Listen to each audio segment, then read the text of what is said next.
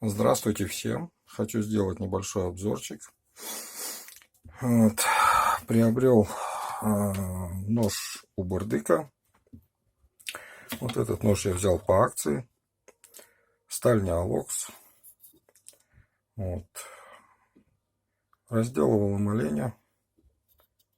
Можете поверить на слово. Рез шикарный. Вот. Тоненькое лезвие. Вот. Очень бриткий. Вот. Лезвие 12 сантиметров длиной. Сам мотор работать по разделке туши. Вот. А второй ножик я сегодня наконец-то дождался. Вот получил посылочку. На 20 апреля на розыгрыш отправлял денежки на билет. Вот выиграл. За что большое спасибо счастливой руке Эдуарда, который вытянул мой билетик.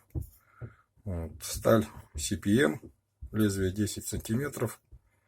Прошу обратить внимание, что вот он не грудастый. Кончик более-менее острый. Как раз для разделки соболей, мелкой дичи. Да и так в хозяйстве. Очень даже в руке лежит шикарно. Очень даже ничего.